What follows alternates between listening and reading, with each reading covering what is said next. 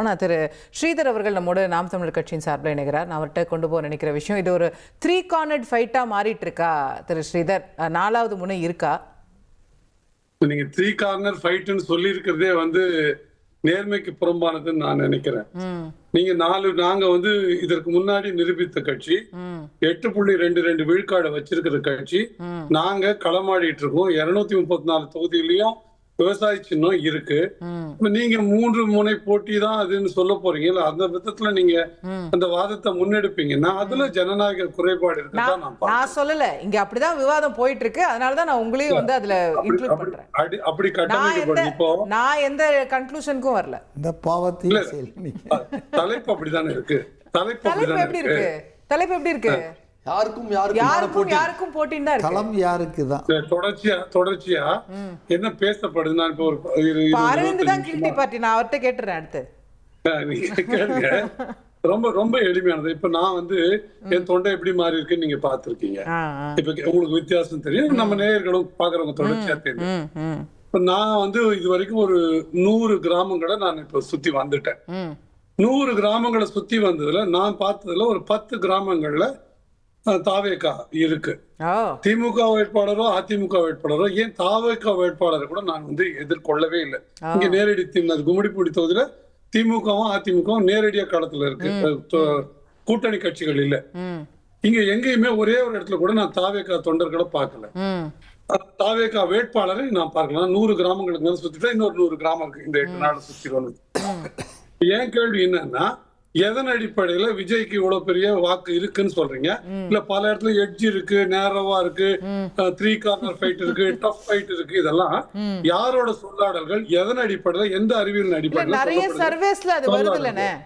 நிறைய சர்வே, ஒரு சர்வே குறைஞ்சது நீங்க 6 லட்சம் பேர் எடுக்காம 1% சர்வே நீங்க எடுக்க முடியாது. 6 லட்சம் பேர் சர்வே எடுத்திருக்கா. 6 லட்சம் பேருக்கு நீங்க சர்வே எடுக்கணும்னா ஒரு சர்வேக்கு நீங்க 100 ரூபாய் போட்டீங்கன்னா 6 கோடி ரூபாய் செலவு பண்ணணும். 6 கோடி ரூபாய் செலவு பண்ணி ஒரு சர்வே போட்டு நீங்க அதை வெளியிட்டீங்கன்னா அதோட அவுட்கம், அதோட ஏர்னிங்ஸ் இருக்குல்ல, அது திருப்ப கொடுக்கிற லாபம் என்னவா இருக்கும்? அது ஒரு ஊடகத்துக்கு சரியா இருக்குமா? அப்ப இது எல்லாமே கிட்டத்தட்ட அவரவர்கள் விருப்பத்துக்கு, அவர்களுடைய வசதிக்கு பேசப்படுகிற பேச. இன்னொரு கேள்வி நான் கேட்கிறேன், எதற்காக சர்வே எடுக்கணும்? அதோட தேவை எங்க இருக்குது? ஏன் சர்வே எடுக்கணும்? அதுக்கான தேவை என்ன? ஏதாவது ஒரு சர்வேல நாம் தமிழர் ஆட்சி பிடிக்கும்னு சொல்லிட்டாங்கன்னா நீங்க இப்படி சொல்ல மாட்டீங்கல்ல? இதுதான் சரியான. ஏன் சர்வே எடுக்கணும் நீங்க அப்ப கேட்க மாட்டீங்க? இல்ல, எப்பயுமே கேட்க மாட்டாங்க. ஏன்னா ஜனநாயகத்துக்கு புறம்பானது இந்த சர்வே. மக்களோட மண்டையில அவங்கவுங்க விருப்பப்படுறத, அவங்கவுங்க ஆசைகளை சேர்க்கிறது இல்லையா? ஒரு 6 கோடி பேருக்கு, ஒரு 8 கோடி பேர் தமிழ்நாட்டுல இருக்காங்க. 8 கோடி பேர்ல 6 கோடி பேருக்கு ஒரு குழப்பம் இருக்கு, இல்ல ஒரு எதிர்பார்ப்பு இருக்கு.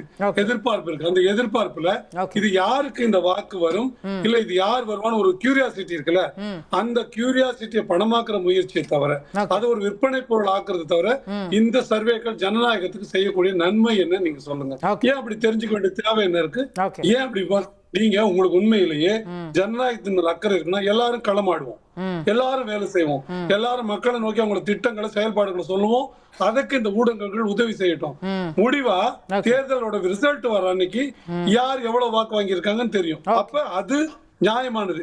நீங்க மக்களோட மண்டையை கழுவி இன்னார்தான் வருவாங்க, இன்னார்தான் கூட்டம் இருக்குது, இன்னார்தான் வெற்றி பெறுவாங்க நீங்க பேசுவது ஜனநாயகத்துக்கு எதிரான போக்கா இல்லையா? நான் பாத்துட்டேன்.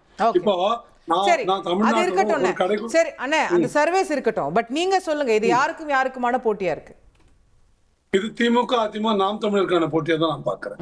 இது இருக்கிறதா பாக்கல. இல்ல, ஏன் 2-3 காரணங்கள் இருக்கு இதுக்கு. அவங்க ஒரு ஜனநாயக ஆற்றலா இன்னும் முகிழ்க்கல, இன்னும் ஆரம்பிக்கவே இல்லை. அந்த தம்பிகளுக்கு யாருமே ஜனநாயகம் சார்ந்த அறிவு இல்ல. இப்போ நம்ம பிரச்சாரத்துக்கு போறோம், எங்கேயோ 2 பேர் விசில் அடிக்கிறாங்க. இது என்ன மாண்பு? இது என்ன செயல்பாடு? இல்ல நீங்க அந்த கட்சி மீது, கட்சி தொண்டர்கள் மீது இருக்கிற விமர்சனம் அவங்களுக்கு தெரியுதா இல்லையாங்கிறது ஒரு பக்கம்.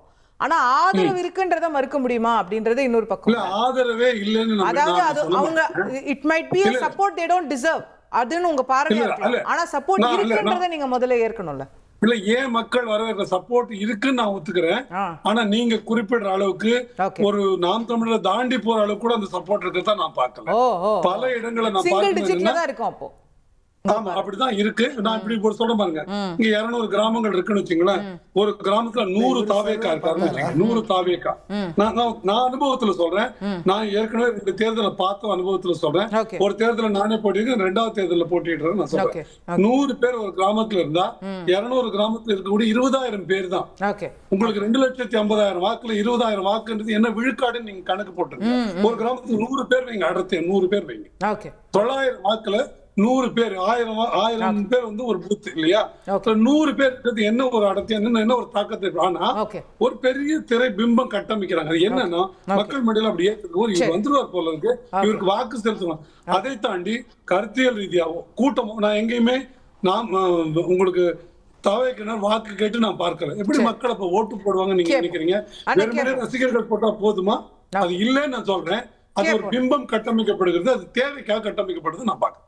கேட்போம் ஜமீலா மேம். சாரி, நான் அரவிந்த் கேட்டுட்டு வந்துடுறேன். அரவிந்த், இதுல நிறைய போல்ஸ்டர்ஸ் சொல்லக்கூடிய ஒரு ஃபீட்பேக் தான் பண்ணணும்னு சொல்றாங்க. ரூரல் ஏரியாஸ்ல தாவேக்கா இருக்கா?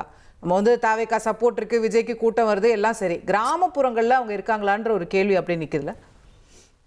இல்லைங்க, நம்ம கிராமப்புறங்கள்ல விஜய்க்கு எவ்வளவு செல்வாக்கு இருக்கிறது என்பது அந்த வாக்குகள் எண்ணப்படும் போதுதான் நமக்கு தெளிவா தெரியும். எம்பரிக்கல் டேட்டா நமக்கு அப்பதான் கிடைக்கும். பட் ஆனா நம்ம ஒரு ஜெனரலைஸ் திங்கிங்ல நம்ம என்ன சொல்றோம்னா, 18 வயதுல இருந்து 40 வயது இருக்கக்கூடியவர்கள் வாக்காளர்களோட எண்ணிக்கை 42% இருக்கிறார்கள் இந்தியா தமிழ்நாடு வாக்காளர் பட்டியல்ல. அதுல விஜய்க்குன்னு ஒரு கணிசமான ஆதரவு இருக்கிறது என்பதுதான் நம்ம ஒவ்வொரு இடத்துலயும் அவருக்கு கூடுகின்ற கூட்டத்தை வச்சு நம்ம சொல்றோம். நம்ம எந்த இடத்துலயுமே விஜய் இந்த கூட்டத்தை ஓட் பர்சன்டேஜாக மாத்துவார், நாளைக்கு அந்த ஓட் பர்சன்டேஜ் அப்படியே சீட்டாக மாறுங்கிறது எந்த இடத்துலயும் நான் சொல்லல. நான் சொன்னது மேபி நான் ஃபர்ஸ்ட் பாயிண்ட் நான் சரியா ஆர்டிகுலேட் பண்ணலன்னு நினைக்கிறேன். நான் என்ன சொல்றேன்னா, மும்முனை போட்டி நான் ஏன் சொல்றேன்னா, அனைத்து இடங்களிலும் மும்முனை போட்டி கிடையாது. இப்ப சென்னையில எடுத்துக்கிட்டோம்னா போட்டி திமுக வெர்சஸ் தாவேக்கா இருப்பதற்கான வாய்ப்பு இருப்பதாகத்தான் பல சர்வே சொல்றாங்க. அதே நீங்க வெஸ்ட்ல எடுத்துக்கிட்டீங்கன்னா இல்ல இருக்கக்கூடிய இப்பத்திக்கு வந்திருக்கக்கூடிய ஒரு சில சர்வேஸ் அப்படிதான் சொல்லுது. நான் எல்லா ஹெல்த் வார்னிங்கோட நம்ம சொல்றேன். வந்திருக்கக்கூடிய ஒப்பீனியன் போல்ஸின் அடிப்படையில அங்க இருக்கக்கூடிய போட்டி திமுக வெர்சஸ் தாவேக்கா இருக்கிறது.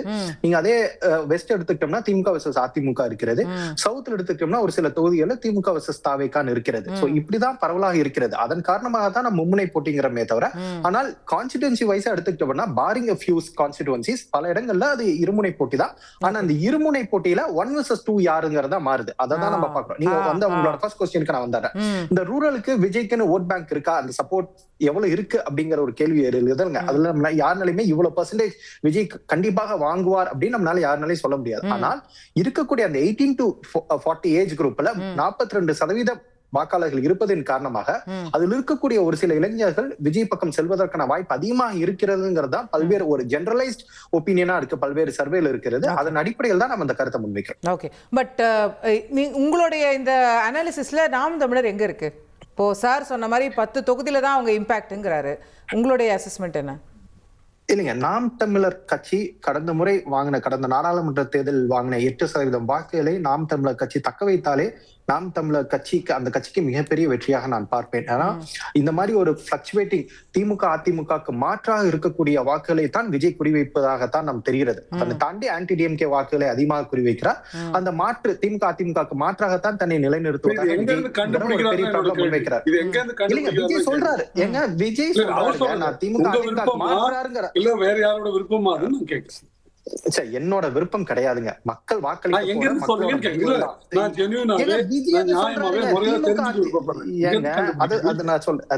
விஜய் சொல்கிறார் திமுக அதிமுக மாற்றாக தன்னை நிலைநிறுத்துவதாக விஜய் சொல்வதா?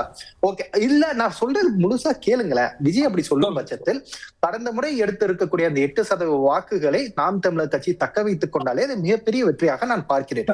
நான் நாம் தமிழர் கட்சி அந்த 8% மேல் செல்வதற்கான வாய்ப்பு இருப்பதாக தெரியவில்லை. 2, 3, 4 8% வந்தது மிகப்பெரிய வெற்றி, மிகப்பெரிய ஒரு வளர்ச்சியாக நான் நாம் தமிழர் கட்சிக்கு பார்க்கிறேன். ஆனால் 8% வாக்குகளை கடந்த முறை பெற்று இருக்கக்கூடிய நாம் தமிழர் கட்சி திமுக அதிமுக நாங்கள் போட்டியாக, ஏன்னா 2 கட்சியிலுமே 25% மேல் இருக்கக்கூடிய வாக்கு வங்கியை நிரூபித்திருக்கிறார்கள். நாம் தமிழர் கட்சி 8% வாக்குகளை தான் பெற்றிருக்கிறார்கள். எனவே அவர்கள் திமுக அதிமுக மாற்றாக தங்களை இன்னும் நிலைநிறுத்துவதற்கான அந்த ஒரு வளர்ச்சியை பெறவில்லை. அதன் காரணமாக சொல்கிறேன், நாம் தமிழர் கட்சியை நாம் இன்னமும் இந்த திமுக அதிமுக இணையாக நாம் எடுத்துக்கொள்ளக்கூடாது.